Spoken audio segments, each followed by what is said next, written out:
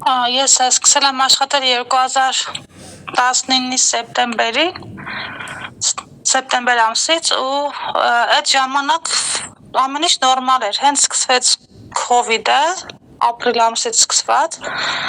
այսինքն հաջորդ տարվա ապրիլից սկսված իմ հանդեպ փոխվեց Հովիկ Մելքոնյանը, ես չգիտեմ ինչի,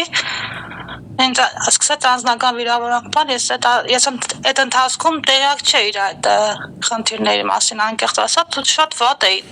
տանում այդ ամեն ինչ, այսինքն այդ ամեն ինչը նաև իմ առողջությանն էր անդրադառնում, իմ հոգեկան, իմ հոգեբանական, իմ ներվային համակարգն էր ամբողջովին այսպես ասած բան եղել։ Մի խոսքով ես իրան միշտ հարցնում եմ, թե ինչն է խնդիր ունեք իմ հետ անձնական, ինքը ասում էր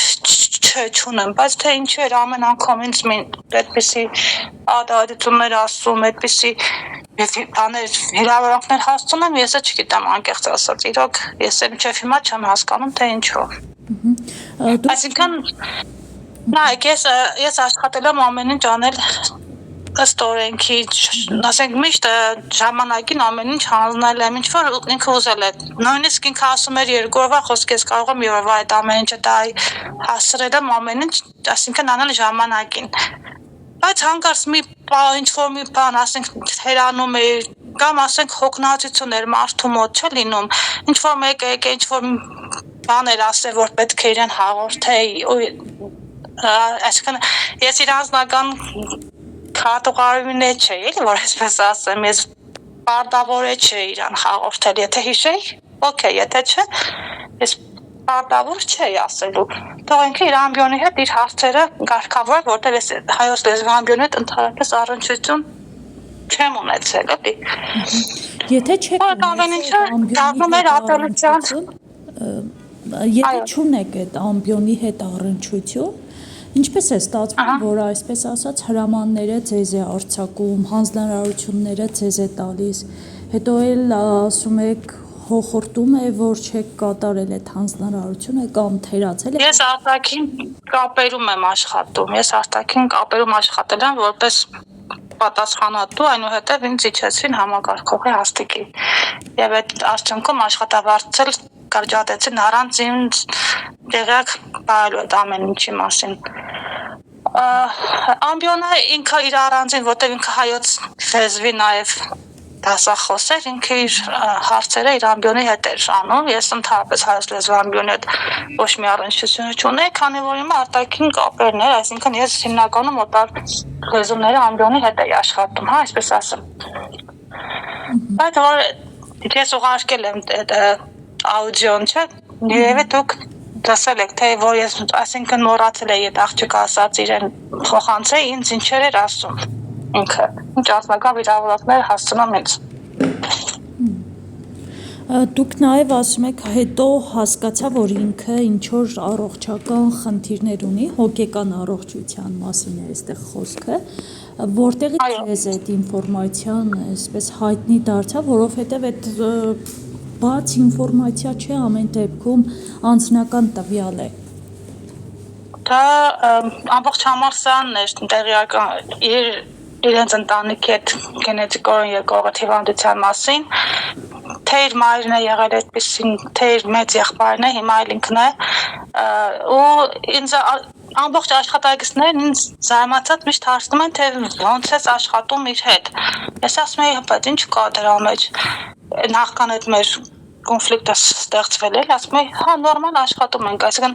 սեպտեմբերից մինչև ապրիլ ընկած ժամանակահատվածում, ընդամենը 5-6 ամիս ենք աշխատել նորմալ իրար հետ։ Հետո որ արդեն ինձ ասում էին ամենքս, ասենք մի հոգի չի ասել, երկու հոգի չի ասել, ամբողջ կոլեկտիվն ասում է, որ իրանք այսպեսի խնդիր ունեն, այսինքն ինքը կարող է վիրավորել քեզ, հա, այսպես ասած, ամենավերջին ձևով, ու հետո ինքը հանգիստ գնար մյուս աշխատանքներին, կամ ասենք ես ինչ-որ տարօրինակություններ ուներ ինքը։ Դուք ես մասին ում եք տեղյակ պահել, որ ինքը անբայրացկան վերաբերմունք ունի թե իր գոլեգաների հանդեպ, թե ուսանողների հանդեպ եւ ձեր կարծիքով ինչու է ռեկտորը աչք փակում նրա այս պահվածքի։ Ես ռեկտորն եմ, այո, ես հենց ռեկտորն եմ 5 անգամ գնացել եմ 8 տարվա մեջ 5 անգամ ես գնացել եմ իր մոտ, խնդրել եմ հարգալից ձևով ասել եմ ես հիվանդին եկեք տեղեկել ի վիճակի չեմ իմ առողջությունը քայքայում է ամեն հասարակ բանը որ կարող են կոլեկտիվի ներսում այսինքն կարգավորել ասեր Ալինա խոսքես հարցը սխալ է սարը մի հատ նայենք չէ կամ ես ասեի գիտեք ես մի հարցում համաձայն չէ ինքը չէր էլ անում այդ ամեն ինչ ինքը իմ վրա նախ եւ առաջ Զեկուցակիր էր գրում ռեկտորին, որ ես ինչ ասում ես թերացել եմ կամ ես ինչ մի հանձնարարություն 5 րոպե ասենք ուշ եմ հանձնագիր ենթադրենք էլի ու չգիտեմ այսինքն ինքը այդ նորմալ հաղորդակցվել ու միայն ինձ հետ չէ ինքը մինչև հիմա այն մյուս աշխատակիցների հետ նույն կերպ է վարվում նույն կերպ ես կարող եմ ապացույցներ ներկայացնեմ էլի ես ուղղակի չգիտեմ իր հետ է Այսինքն մենք ամբողջ արտաքին կապերի աշխատակիցներով միշտ իրար հետ ջերմ հարաբերությունների մեջ ենք եղել։ Իսկ իրա ներկայացավ մենք նույնիսկ չենք ուզում ինչ-որ հարցի խոսել, հա, որովհետև գիտենք իր ռեակցիան ինչպեսին է։ Այդպես էլ է, չգիտեմ ինչ ասեմ էլ։ Եկել աշխատանքից։ Հա, ինձ մի ամիս առաջ առանց ինձ նախապես զգուշացնելու չէ, այդպես օրենք կա, որ 15 օր առաջ աշխատողն զգուշացնում է, որ պետք է ինքը հեռանա, ճիշտ է։ Ինձ այդ նույն օրը կանչում է ռեկտոր, ասում է ես չեմ ուզում այլևս շարունակել քո հետ աշխատել, ասում եմ ինչու՞մն է, մի հատ հիմնավոր եկել, ինչու՞մն է խնդիրը, բա անարդյունավետ ես աշխատել այսքան ժամանակ, ասում եմ լուրջ, ես 8 տարի ում ես արդյունավետ եմ, ես հիմա նոր որոշեցի, որ անարդյունավետ եմ, այսինքն ինձ օգտագործեցին, շահագործեցին, ինչպես ասեց, ինչ հրամաններ արձակելով եւ այլն, հիմա ես վերջում հասկացա, որ ես անարդյունավետ եմ, այն բանից հետո եւ հերթական իր հիստերիայի ժամանակ Մելքոնյանը, որ ինձ վրա այդպես հաղավում էր ուսանողների եւ աշխատակիցների ներկայությամբ, այս մայիս ամսին է եղել, հա։ Ոման հաղավում էր մի դասախոսի անգլերեն դասախոսի ծխալի պատճառով, այսինքն ինքը ծխալ էր հասկացել մեր գրածը ու ծխալ թարգմանություն էր արել, այսպես ասած։ Ու երեխեքի մոտ ասում եմ, ես քեզ ասում եմ գրեբես ինչպես իրենք են ուզում, ասում եմ ես եթե ծխալ թարգմանեմ դուք հետո պատասխանատու եք այս ամեն ինչի համար, այդտեղն ասեք, որ ես եմ ասել Ալինային։ Ինչպես միշտ ասեք դուք քաշվելու եք մի կողքի, ասեք Ալինան է մեղավոր, չէ՞։ Ես ասում եմ այդ թարգմանություն սխալ է։ Ես որպես մասնագետ ասում եմ, որ ինքը սխալ է։ Մի խոսքով ամբիոնի հետ երկար բարակ քննարկելուց հետո համոզվեցին, որ այդ իրոք այդ դասախոս Սարար անունը սխալ էր գրել, հա։ Ու այդպես ուսանողներն եկան, հետո իրեն ասացին Ինգեր Մալկոնյանը, Ինգեր Ալինան իրավացի էր, առարկան այսպես պետք է լիներ, ինքը սխալ է արել եւ այլն։ Այսինքն ինքը դասպրոցություն ընդհանրապես չուներ, հա, այսինքն ով լիներ այդ րոպեին մեր կաբինետում, ինքը կարող է բոլոր ներկայացած ինձ վիրավոր էր, այսպես ասեմ։ Հա, ու հետո որ այդ արդեն երեխեքը գնացին, ես այդ օր իրան ասեցի, որ դուք արդեն բոլոր սահմանները հատել եք ձեր։ Ինքն է նորից ինձ սպառնաց, թե ռեկտորին զեկուցագիր եմ գրելու ու պահանջեմ հիմնարվում, թե ինչն եմ անցել, ինչ սահմաններ եմ անցել։ Ասի, խնդրեմ, ինչպես ուզում եք, ու այդ նույն օրը ինքը զեկուցագիրը հերթական անգամ գրել ներկայացրել էր ռեկտորին, ու ռեկտորն ինձ հիմնավորում ուզեց։ Ես էլ ասեցի, թե ինչի համար ինքը սահմաններն անցել, որ 8 տարի ինձ ստորացրել է, նվաստացրել, անձնական վիրավորանքները հասցրել է երեխեքի, ասենք ուսանողների եւ աշխատակիցների ներկայությամբ։ Ես ամեն անգամ աշկես ուրացել եմ կաբինետից, ու ասենք հերթային ահավոր վիճակում էլի, այդպես որ այն սրտի կապրիներն է օգտագործում, որ մի քիչ հանգստանան նерվերը։ Ու այդպես ես իրան անձի թեմ է թիրախավորումը։ Ես չեմ հասկանում, ոչ մեկ չէր հասկանում։ Ինձ բոլորը ինձ սիրուն հարգում են, հիմա էլ դու կարող եք մոդենալ յուրաքանչյուր աշխատակցի հարցնել, թե ասենք ինչպիսի աշխատակից էր Ալինան։ Ինձ յուրաքանչյուրն է հարգում էր իմ գիտելիքի, իմ իմացության, իմ խելոք լինելու համար, այսինքն ես 8 տարվա մեջ այսքան ժամանակ չի եղել ոչ մեկի հետ որևէ կոնֆլիկտ ունենամ ամբողջ 300 հոգանոց աշխատակազմի մեջ, հա։ Միակ խնդիրը իրանք ունեին ինձ հետ, ես չէի հասկանում, թե ինչու՞ն է հարցը, էլի։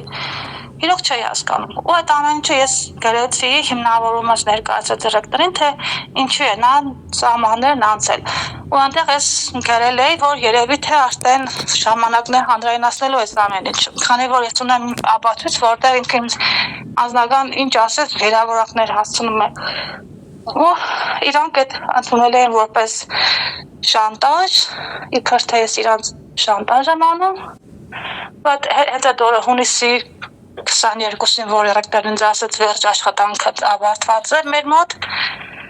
առանց ես նախապես այդ մասին հայտնելու, որը օրենքի խախտում է, չէ։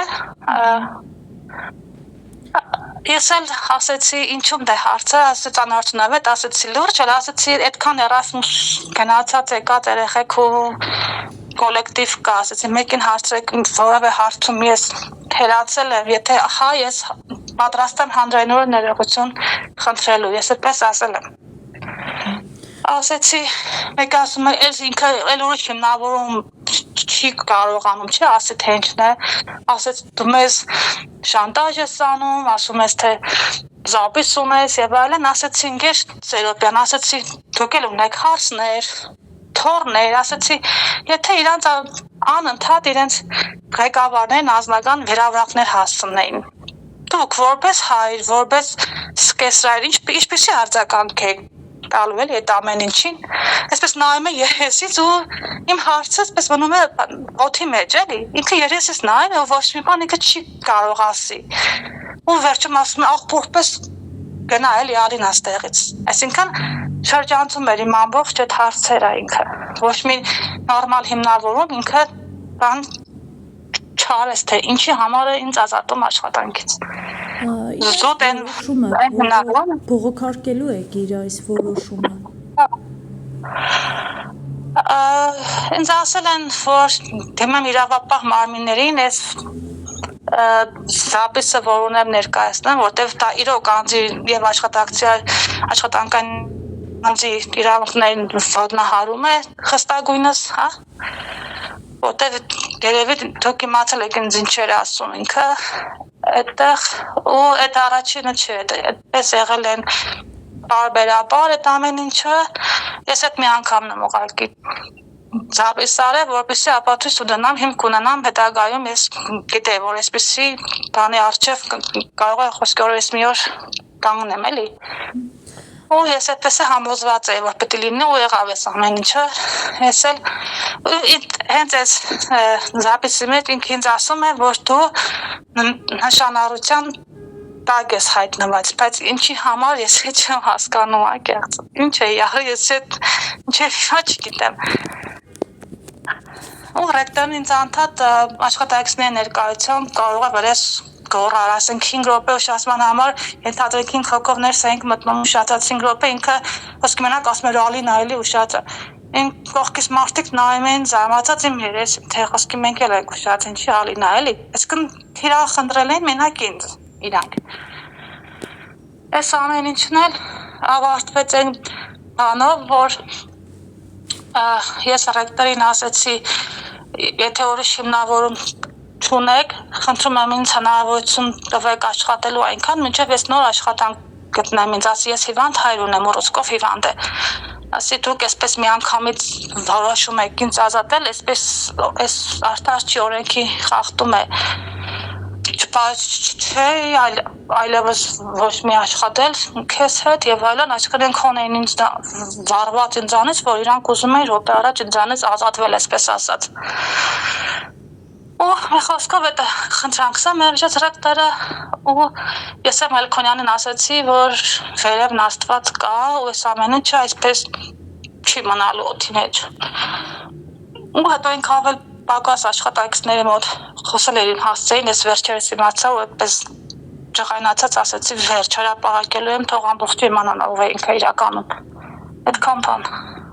Ես հիմա էլ աշխատանքի մեջ եմ եւ անլուրջ հարցերով չեմ զբաղվում, իր արածը ես անլրջություն եմ համարում, դա իմ կարծիքն է, այնպես որ անկեղծ ասած չեմ էլ մտածում այդ ուղղությամբ, թող ինքը իր օրինական ճանապարհով ընթացք տա, ապացուցի,